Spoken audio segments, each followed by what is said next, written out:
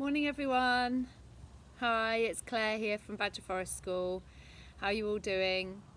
So I'm here in my garden today and I really would like to read you a short story this morning. It's a really beautiful sunny day, and for our Try It Tuesday today, I'm going to read you a little story.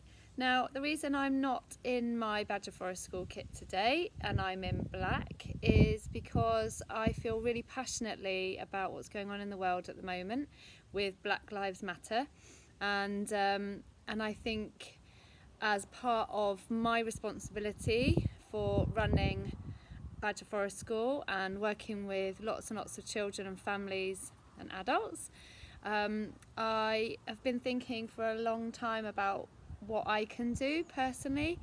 So this is hopefully just the beginning of a really long road ahead that we've got actually, and I feel really empowered and impassioned that I can hopefully make a little bit of difference and maybe, you know, talk to you a little bit about stories and how stories can be hugely impactful on our lives. And I certainly know from coming from quite a story-loving family is that everything is a story. All of our lives are a story, and and it's great that we can share them and tell them.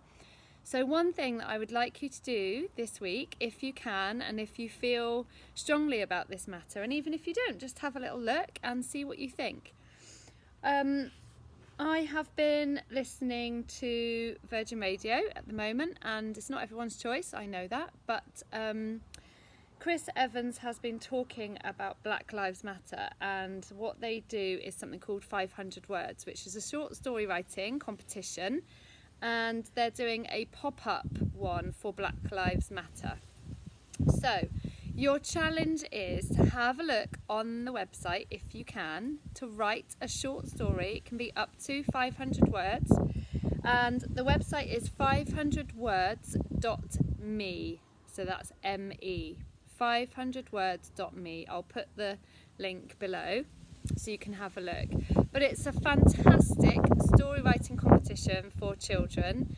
I think the maximum age is 14, and you can write about absolutely anything at all. The wonderful thing about children writing stories is that they don't really have, they write it for an audience, but they don't hold back. It really comes from what their thoughts are, what they think, what they feel, and how they've lived something. So it's really important that we hear children's voices at this time, and actually hugely inspiring for the future and for the next generation. So if you can and you would like to, please take a look. I'm actually going to apply as a judge this year, so I'm really excited. Hopefully I will get onto that, and I'll hear a few of different children's stories, but I'd really like to read yours too. So if you want to, have a little go and share it with me.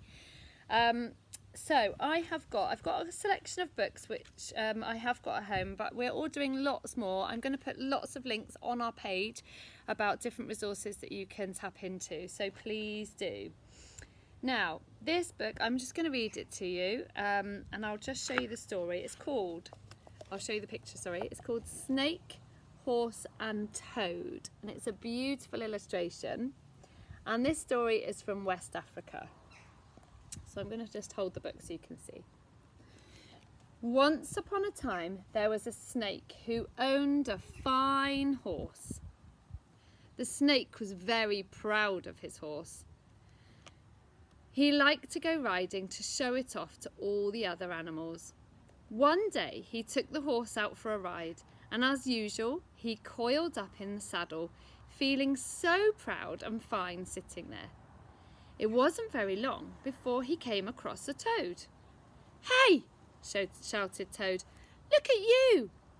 Don't you know the proper way to ride a horse? Get down from there and I'll show you." Snake was worried.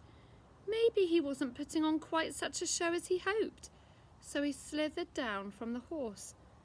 Up hopped Toad. "Watch this, Snake," said Toad. "See how I look straight ahead of me.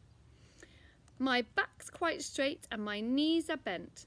watch how I hold the reins as I put the horse through its paces. Dress right, dress left, then walk, trot, canter, gallop, turn and halt. It was an amazing show. Not once did Toad stumble or swerve. There now, Snake, that's riding. I don't know what you call what you've been doing. Down hopped Toad, and up went Snake again. But once again he coiled himself up in the saddle, and the horse ambled along in the same old sloppy, jerky way. Toad was furious. "That's not what I showed you. Look, you clumsy oaf," he shouted. "Look at you, you're slouching, you're swaying all over the place, and the horse doesn't know whether it's coming or going. Ride like I do, or you might not as well bother to ride at all." But Snake didn't even look back. He didn't show even the slightest, smallest sign that he had heard what Toad was saying. In fact, he was muttering very quietly, "What you say is probably right.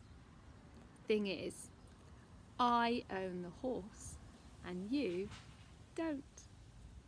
And he rode on down the road, out of sight, while the Toad sat there, still fuming. And there he is. So, I hope you enjoyed that story.